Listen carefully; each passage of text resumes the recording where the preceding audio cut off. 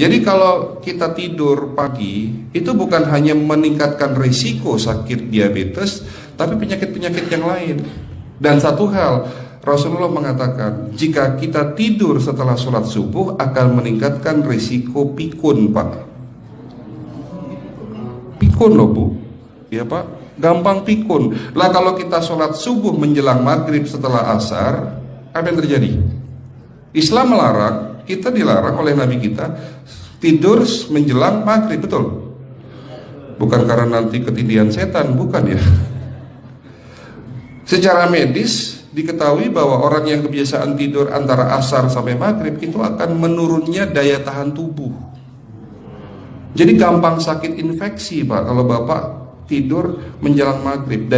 Kalau sekali lagi setelah sholat subuh gampang pikun, aliran darah ke otak itu tersumbat, ya, jadi stroke penyakitnya. Tapi kalau tidur setelah asar sebelum maghrib, itu daya tahan tubuh kita akan menurun. Jadi gitu ya jawabannya, Bu. Justru ini yang paling penting, materi terakhir ini 6 langkah praktis. Ya, Bapak bisa lakukan di rumah mulai hari ini. Langkah pertama, mulai hari ini jangan makan malam, Pak.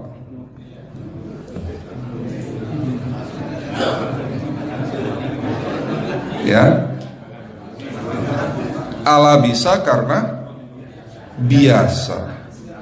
Memang awalnya sulit, yang sudah kebiasaan makan malam itu sulit. Alasannya nanti nggak bisa tidur, Dok, betul ya? Nanti perutnya kembung, mual dan sebagainya. Itu karena kebiasaan. Dulu pun saya begitu. Tapi kalau sekali-sekali boleh, Pak.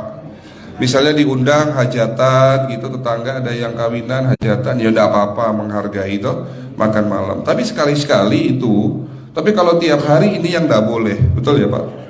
Jangan makan berlebihan dan jangan makan malam. Makan sate boleh nggak, Pak? Boleh, siapa bilang nggak boleh? Sate itu, Bapak tahu daging kambing. Daging kambing, daging domba adalah makanan sehat, tidak berkolesterol. Yang kolesterol itu lemaknya, Pak. Tapi kalau Bapak makan daging murni, dagingnya toh, ya sehat, Pak. Yang nggak boleh itu santannya. Jadi makan gulai itu jangan, kalau gulai sate aja udah, ya, ataupun dibuat apalah, dibuat empal, ya. Oke, itu yang pertama. Yang kedua, tolong catat, jangan tidur larut malam, Pak. Batasan tidur jam berapa, Pak? Jam 11 paling telat harus sudah tidur. Kenapa? Apa penjelasan medisnya? Orang yang tidur di atas jam 11 akan terganggu fungsi livernya, Pak. Dimana liver kita ini fungsinya banyak. Ya, ada 500 fungsi liver loh, Pak. Fungsi jantung ada berapa, Pak? Fungsi jantung 1. Fungsi jantung tugasnya untuk mompa darah. Fungsi ginjal ada berapa? 2. Absorpsi dan filtrasi. Fungsi liver 500 fungsi. Jadi organ yang paling berat dalam tubuh kita kerjanya adalah liver. Liver akan rusak manakala kalau kita tidur di atas jam 11 malam. Berarti 500 fungsi liver bisa rusak, Pak. Ini salah satu penyebab diabetes. Bukan hanya kerusakan pankreas, tapi rusaknya liver bisa jadi penyakit diabetes, Pak. Jadi kalau sakit diabetes itu yang terganggu itu sebetulnya bukan hanya pankreasnya, livernya pun rusak, ususnya pun rusak. Makanya dalam pengobatan diabetes di klinik kami itu bukan hanya ngobatin pankreas, tapi 3 organ penting ini saya obati: usus, liver, dan pankreas. Kebanyakan kenapa? Kalau dalam pengobatan tradisional mereka tahunya diabetes itu hanya pankreas, ya kan? Tapi di sini dalam pengobatan holistik, orang yang kena liver itu 3 organ ini pasti rusak: usus, liver, dan pankreas. Salah satu penyebab dari kerusakan liver akibat kebiasaan tidur larut malam. Jadi salah satu penyebab diabetes pun bisa karena tidur larut malam. Ya, batasan tidur jam berapa? Sekali lagi, jam 11 harus sudah tidur pulas. Jadi jam 10, setengah 11 paling lambat kita harus tidur pulas. Nanti setelah jam 1 boleh bangun. Yang penting jam 11 sampai jam 1 ini harus tidur pulas. Jadi kalau Bapak mau sholat tahajud jam 2, setengah 3 ya monggo. Ya.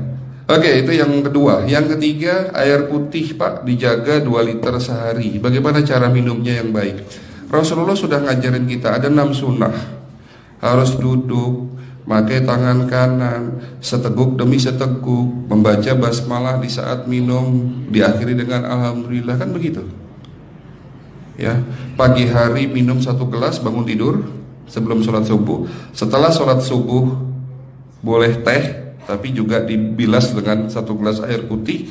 Sebelum mandi nanti Pak, minum air hangat.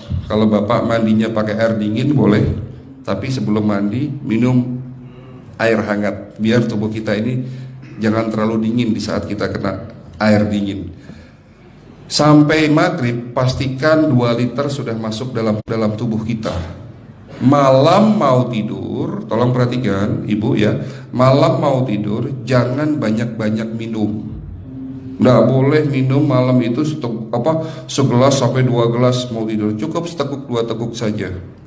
Karena kalau sampai kita minum mau tidur 1 gelas besar, ginjalnya malah rusak Pak. Ya. Oke, itu yang ketiga. Yang keempat, puasa. Lakukan puasa secara rutin, insya Allah kita sehat. Nah, untuk penjelasan atau materi puasa nanti bisa hubungin staf saya.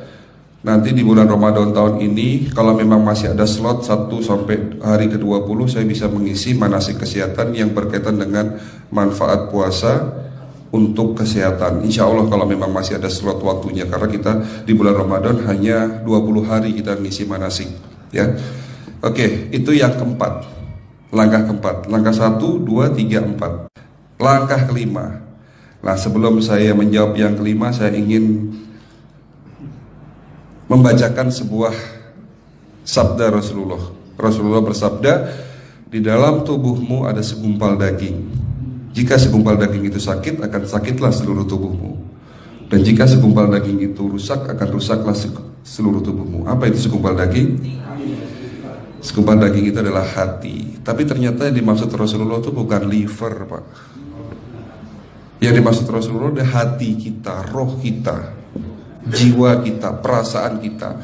Kalau hati kita rusak, kita banyak penyakit hati, iri, dengki, sombong, takabur dan sebagainya. Penyakit fisik akan muncul dalam tubuh kita. Ya, tidak ada orang stres itu sehat, betul tidak Pak? Tidak ada orang yang suka marah-marah itu sehat, betul tidak?